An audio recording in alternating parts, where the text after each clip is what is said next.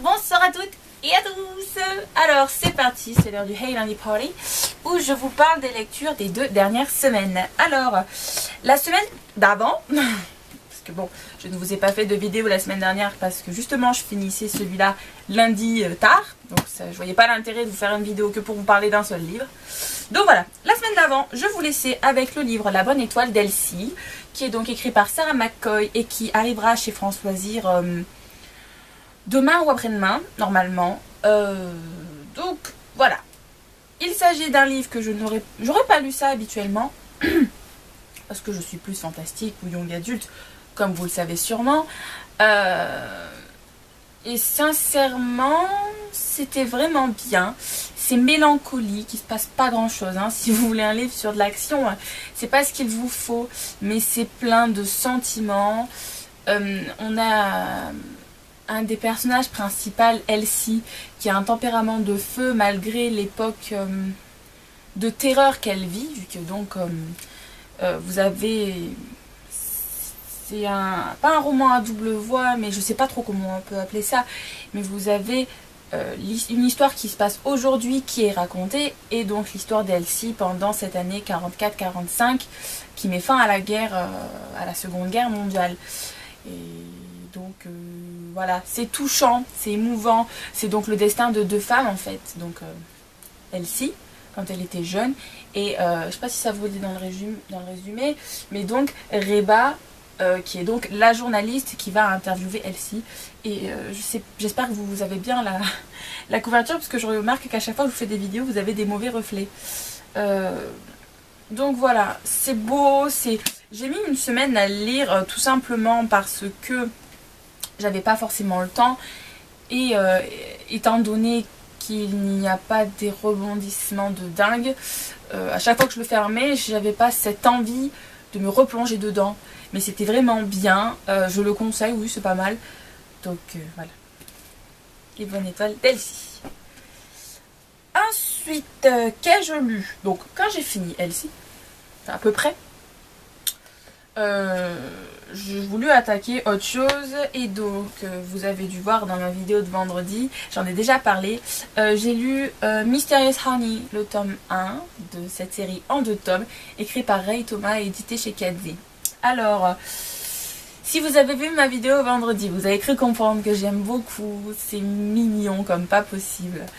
C'est un shoujo un peu... Oui, c'est mieux, mais celui-là je l'aime bien. D'habitude je me lasse de plus en plus des shoujonniers, mais là celui-là il est tellement joli que c'est voilà. Je l'ai lu il y a plusieurs années en scan, je l'ai relu il y a plusieurs reprises, et puis voilà, comme je vous disais vendredi dans ma vidéo, je l'ai acheté donc quand, pas dimanche là, mais dimanche de la semaine dernière, et je me suis refait à plusieurs reprises des passages, parce que donc les dessins sont super mignons. Voilà, et là par exemple, il faut que j'arrête de vous montrer des dessins, même si je les adore quoi. Donc c'est clair et net, je m'achèterai le tome 2, donc qui met fin à la série. Parce que voilà, j'aime beaucoup, et donc ça me donne encore plus envie de me replonger dans l'Arcane de l'Aube, qui est donc un manga de la même mangaka. Voilà. Ensuite, dimanche, je devais faire beaucoup de trains, donc je me disais que ce serait bien, étant donné que j'avais fini Elsie, de me prendre un tout petit livre qui ferait l'aller-retour dans la journée, ou que je pourrais caser en quelques heures après. Donc voilà, donc j'avais décidé d'attaquer J'ai épousé un con, l'histoire de Presque barré toutes les femmes, écrit par Agnès Bouquet et édité chez Pocket.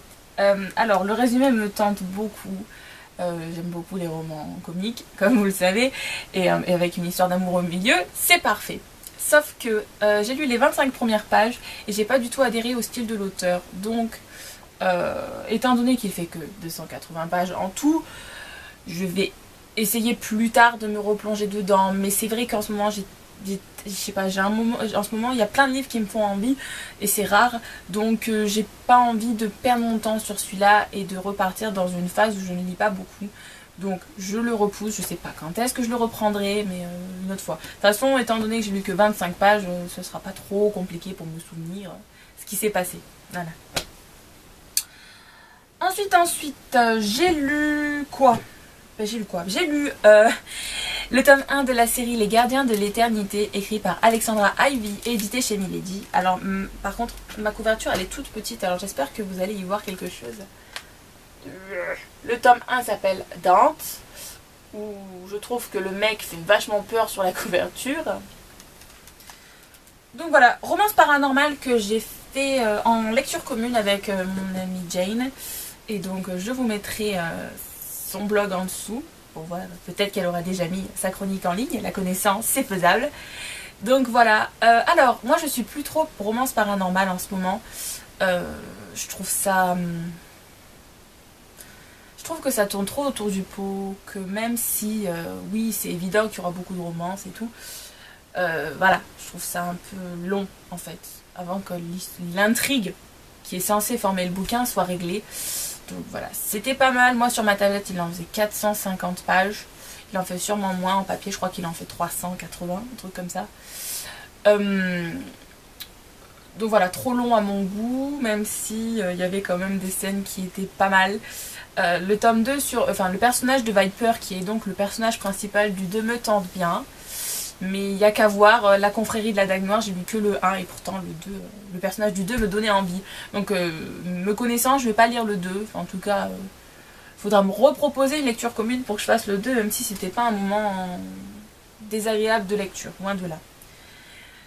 Sachant qu'il faut noter que dans ce livre-là, dans ce roman, dans ce tome, il y a une créature surnaturelle qu'on voit pas si souvent que ça en guest, on va dire. Et j'ai trouvé ça, oups, pas mal. Donc voilà, voilà, un peu lassée de ces non mais il n'y a que toi dans ma vie mon amour, avant toi je n'étais rien, j'étais un être sans cœur, sans âme, je tuais tout le monde et puis je t'ai rencontré, je suis devenu doux comme un agneau, sensible, généreux. Voilà, j'ai l'impression que c'est tout le temps ça dans tous les romances paranormales, donc bon. Pas un coup de cœur, mais c'était pas mal.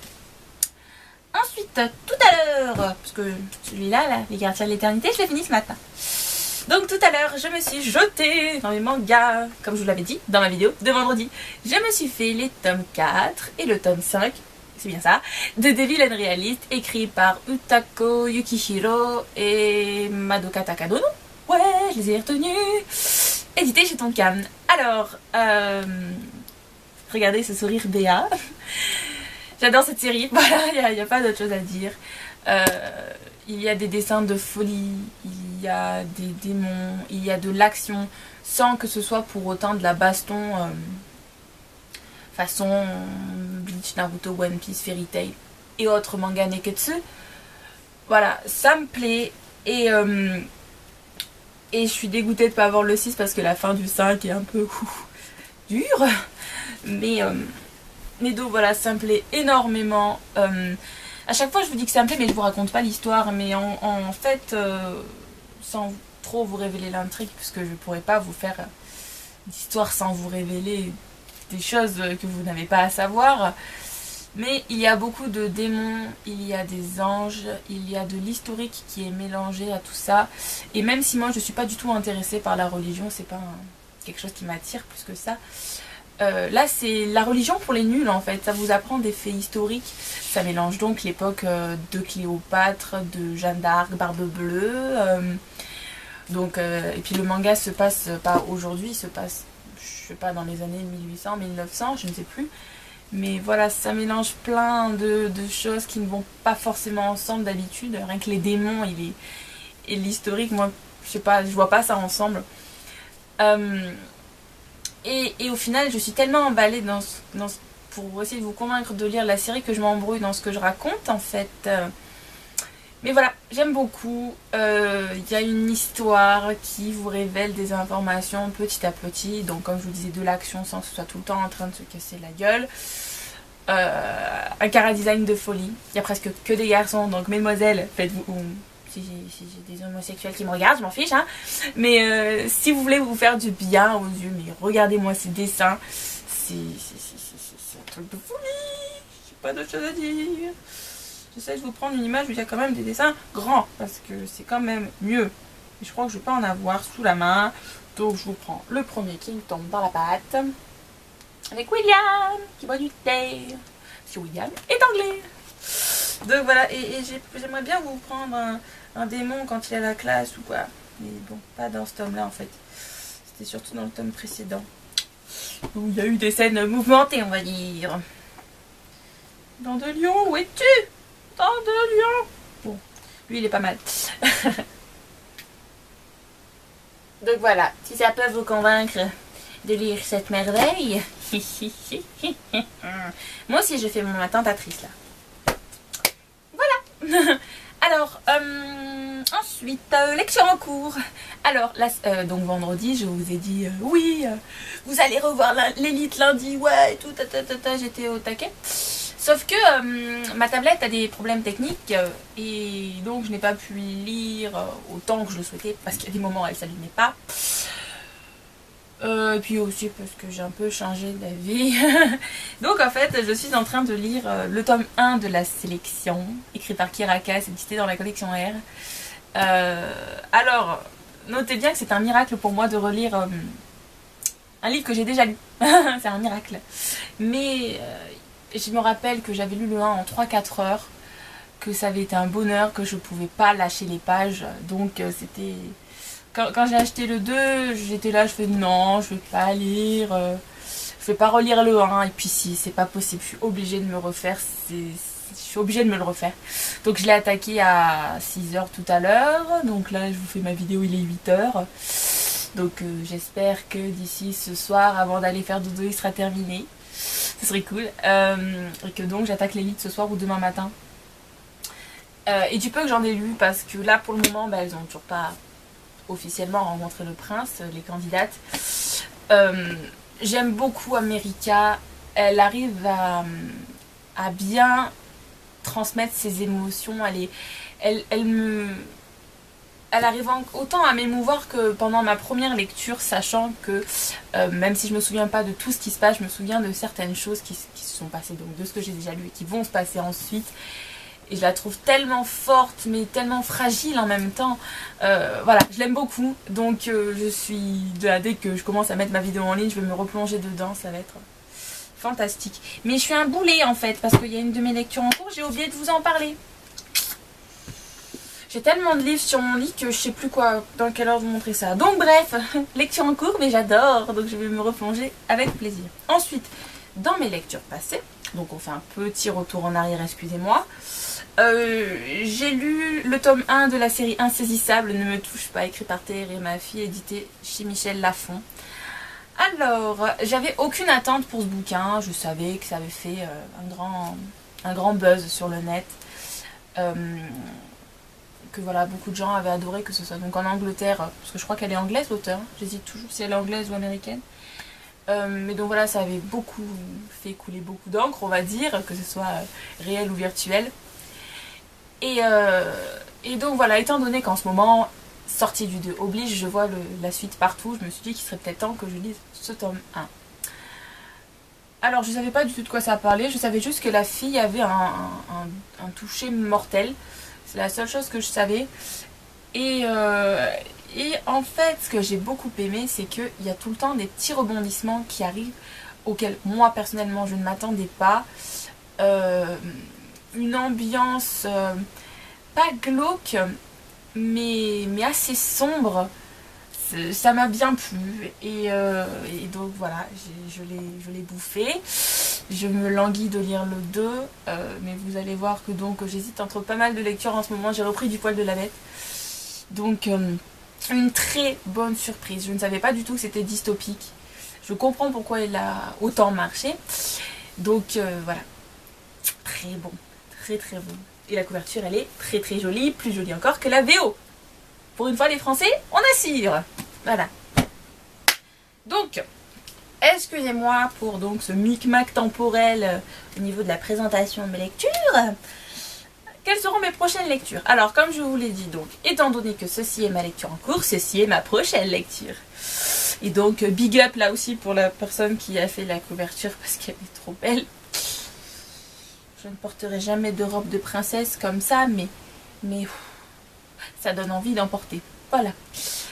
Alors, pour ceux qui se posent la question, entre les deux... Oh, SMS! Entre les deux tome, la sélection fait juste 30 pages de plus, donc on ne perd pas grand chose, sachant que le prix est le même, je crois. Le prix est le même, donc c'est cool. Donc voilà, il fait encore 300 pages, ça va encore m'occuper 3-4 heures, si ce n'est moins. Donc voilà, impatiente de me replonger dedans. Enfin de me plonger dedans, parce que celui-là, je ne le connais pas après tout. Ensuite, mes prochaines lectures. Alors donc, comme je vous disais, j'ai repris Du poil de la bête. Il y a plein de livres qui me font envie en ce moment. Donc, c'est problématique parce que je ne sais pas dans quoi me lancer. L'élite, c'est clair et net. Ce soir, demain, je me jette dessus. Il n'y a pas photo, voilà, c'est tout.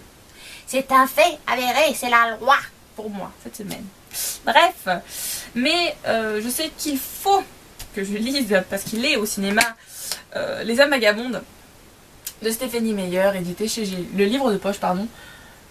Voilà, c'est le comble parce que je l'ai acheté en poche le jour de sa sortie, donc ça doit bien faire 2 ans, et il est toujours dans ma palle, je ne l'ai jamais lu, donc ça craint du boudin. Il faut que je le lise, mes 830 pages avec de ce qu'on m'a dit, les 100 voire 200 premières pages qui sont compliquées. Difficile à suivre, lourde, voilà, c'est les échos que j'en ai du début en tout cas. Ça me fait un peu peur, donc voilà, il faudrait que je me jette dessus dès que j'ai fini l'élite, parce que ce serait bête que je le rate au cinéma pour ça, voilà. Mais je suis pas du tout motivée, du tout, hein. Voilà. Donc j'ai ça. Et après, qu'est-ce que j'aimerais me faire d'autre? Il y en a 3 qui me stimulent en ce moment. Et je ne sais pas quel sera celui sur lequel je vais me plonger. Alors, tout d'abord, number 1, pas forcément d'ordre de préférence, hein. Il y a donc Cinder de Marissa Meyer, édité chez Pocket Jeunesse. Parce que j'en ai eu tellement de bons échos que voilà, ça m'intrigue tout ça. Donc j'aimerais bien le lire. Peut-être que ce serait dommage que je l'enchaîne directement après la sélection. Parce que dans la sélection aussi, il me semble qu'ils ont été rachetés par la Chine. Et donc là, ça se passe à New Beijing. Donc je sais... Bon bref, peu importe. C'est pas la question. Mais donc voilà, il a beaucoup de bons retours. Donc j'ai envie de me plonger dedans. Soit ça. Soit... le tome 2 de Phoenix, Le brasier des souvenirs, écrit par Karina Rosenfeld dans la collection R, qui mettrait un terme à la série, donc ça pourrait être pas mal, au moins une série d'achever dans ma bibliothèque, ce serait pas mal, surtout que la couverture est très très jolie. J'ai lu le 1 il n'y a pas longtemps, donc ce serait pas difficile de me replonger dans ce qui a pu se passer, donc celui-là. Et en dernier, mais j'ai pas la couverture parce qu'il est encore sur mon ordinateur, j'ai donc le tome 2 d'Insaisissable, Ne m'échappe pas, donc toujours par Thérèse, ma fille, et toujours édité chez Michel Lafon. Parce que voilà, pareil, c'est encore plus récent que pour Le brasier des souvenirs, là, donc je l'ai fini là il y a quelques jours. Et la fin me donne envie de me plonger dessus, donc c'est assez compliqué. Aidez-moi s'il vous plaît, à la rigueur, si vous voulez un avis en particulier sur un des tomes, voilà, aidez-moi. Voilà, bon ben je vous laisse imaginer le bordel d'éventail qui est en face de moi. Donc maintenant je dois tout ranger. En tout cas je vous souhaite une bonne semaine, hein. Et je vous dis à bientôt pour une nouvelle vidéo. Ciao.